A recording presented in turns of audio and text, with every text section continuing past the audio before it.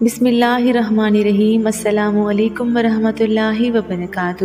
ناظرین کرام، آج ہم آپ کو غوث اعظم شیخ عبد القادر جیلانی رحمۃ اللہ علیہ کے مختصر حالات و واقعات بیان کریں گے۔ آپ سے درخواست ہے نہایت محبت کے ساتھ ویڈیو اینڈ تک ضرور دیکھیے گا۔ قطب الاقطاب، فرد الاحباب، استاد شیوخ، عالم اسلام والمسلمین، حضرت محی الدین ابو محمد عبد القادر حسنی والحسینی رحمہ اللہ تعالی نجیب الطرفین ہیں۔ والدہ ماجدہ کی طرف سے حسینی ہیں اور والد ماجد کی طرف سے حسنی تھے۔ یہ شرافت و پاکیزگی بہت ہی کم لوگوں کو نصیب ہوتی ہے۔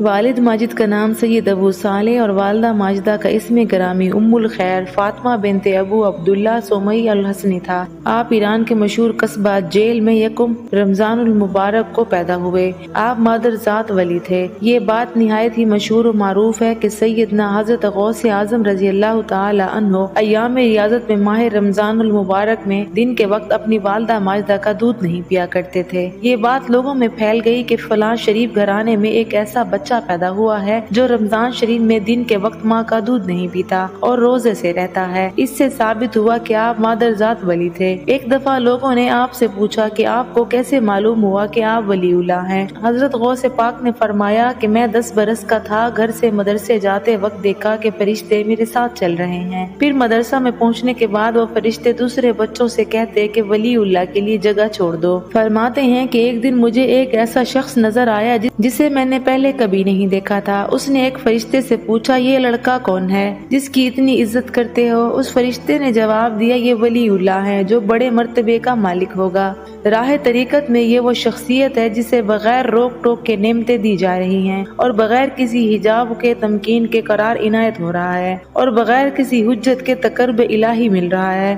العرض 40 سال کی عمر میں نے پہچان لیا کہ وہ پوچھنے والا شخص اپنے وقت کا ابدال تھا۔ آپ کا حلیہ شریف، آپ نحیف البدن تھے، میانہ قد تھا، کشادہ سینہ تھا، لمبی چوڑی داڑھی تھی، گندمی رنگ تھا، ابرو پیوستہ تھے، بلند آواز تھی اور آپ علم کامل اور اصل کامل کے حامل تھے۔ سیدنا غوث اعظم رضی اللہ تعالی عنہ علم ظاہری اور باطنی کے ایک معتبر عالم فاضل تھے۔ ایک دن آپ کی مجلس میں ایک قاری قرآن نے ایک آیت تلاوت کی۔ آپ نے اس کی تفسیر بیان کرنی شروع کی، پہلے ایک تفسیر، پھر دوسری، پھر تیسری، یہاں تک کہ حاضرین کے علم کے مطابق اس ایک آیات کی 11 تفسیر آپ نے بیان فرمائی، یہاں تک کہ 40 وجوہ بیان کی اور ہر معنی اور ہر تفسیر کی علیحدہ علیحدہ تفصیل سے سند اور دلیل اس طرح دی کہ حاضرین دم بخود رہ گئے۔ تمام علماء عراق بلکہ دنیا کے تمام طلبگاران حال و قال آپ کے مرجع و وسیلہ تھے۔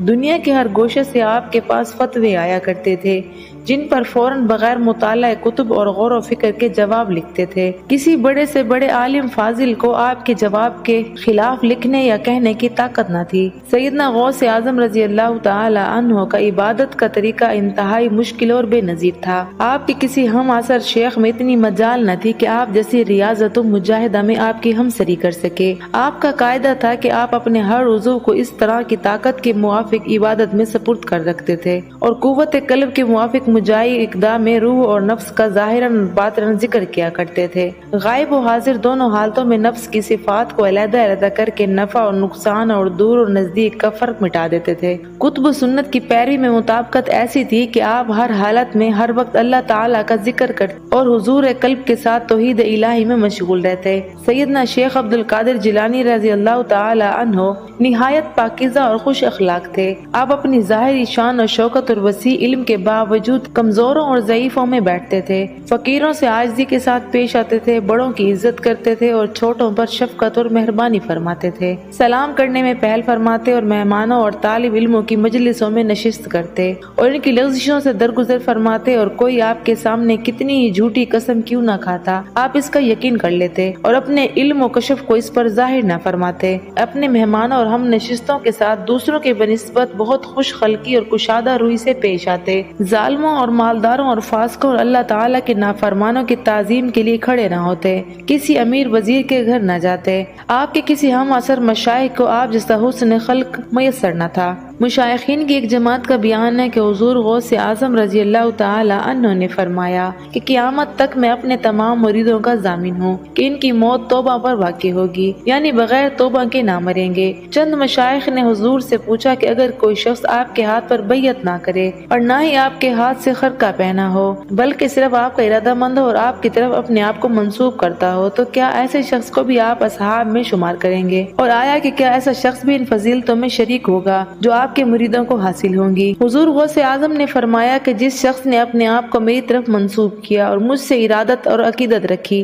تو اللہ تعالیٰ اس کو قبول کرے گا، اس پر اپنی رحمتیں نازل کرے گا اور اس کو توبہ کی توفیق دے گا، اگرچہ اس کے طریقے مکروہ ہوں گے، اور ایسے شخص کا شمار میرے مریدوں اور اصحاب میں ہے۔ اللہ تعالیٰ نے اپنے فضل و کرم کے صدقہ کا وعدہ کیا ہے کہ میرے دوستوں پر، میرے اہل مذہب پر، میری راہ پر چلنے والے میرے مریدوں پر اور مجھ سے محبت کرنے والوں کو جنت مرحمت فرمائے گا۔ جو شخص حضرت پیر دستگیر غوث اعظم رضی اللہ تعالی عنہ سے تھوڑی سی بھی عداوت رکھے گا یا ان سے ادنا سی بھی بے ادبی کرے گا تو دنیا میں ذلیل اور رسوا ہوگا اور ذلت کی موت مرے گا۔ ایک مرتبہ آپ کا خادم ابو الفضل براز کے پاس گیا اور کہا کہ مجھے وہ کپڑا درکار ہے جو 1 اشرفی فی گز ہوتا ہے، یعنی اس سے سستا نہ ہو۔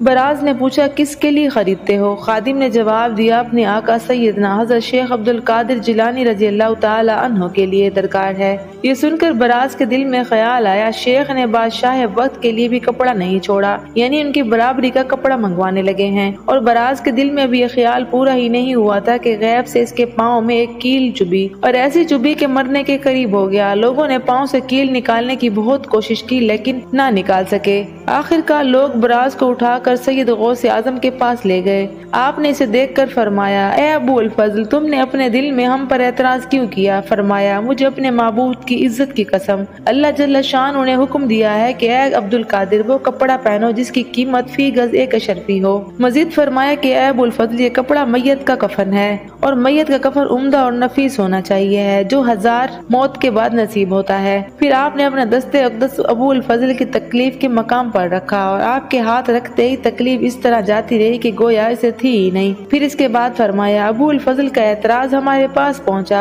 اور پھر کیل کی صورت میں ابو الفضل کے پاس لوٹ کر گیا اور پھر اس نے جو چاہا کیا۔ آپ کی مجلس واز میں 400 اشخاص قلم دوات لیے آپ کی نصیحتیں قلم بند کرتے رہتے تھے۔ آپ نے فرمایا کہ ابتدائی زمانہ میں سرور عالم اور سید نازت مولا علی المرتضیٰ کرم اللہ وجہ الکریم کو میں نے خواب میں دیکھا۔ انہوں نے مجھے واز کرنے کا حکم دیا اور میرے منہ میں اپنا لعاب دہن ٹپکایا اور مجھ پر ابواب سخن کھول دیے۔ ایک شیخ کا بیان ہے کہ حضرت غوث اعظم رضی اللہ تعالی عنہ جب واز کرنے کے لیے ممبر پر بیٹھتے تو پہلے الحمدللہ کہتے تاکہ اللہ تبارک و تعالی کا ہر ولی جو غائب ہو یا حاضر اور خاموش ہو جائے، اور پھر دوسری مرتبہ الحمدللہ کہتے اور دونوں کے درمیان تھوڑی دیر کے لیے سکوت فرماتے۔ اس عرصے میں فرشتے اور تمام اولیاء اللہ آپ کی مجلس میں حاضر ہوتے۔ جتنے لوگ آپ کی مجلس میں دکھائی دیتے اس سے کہیں زیادہ نظر آنے والے جنات ہوتے۔ آپ کے ہم اثر ایک شیخ کا بیان ہے کہ میں نے اپنی عادت کے موافق جنات کی حاضری کے لیے عزیمت پڑھی لیکن کوئی بھی جن حاضر نہ ہوا۔ میں بہت دیر تک عزیمت پڑھتا رہا، پھر حیران ہوا کہ جنات کی حاضری کیوں نہیں ہو رہی، ان کے نہ آنے کا کیا سبب ہے۔ تھوڑی دیر کے بعد کچھ جن حاضر ہوئے تو میں نے ان سے دیر سے آنے کی وجہ پوچھی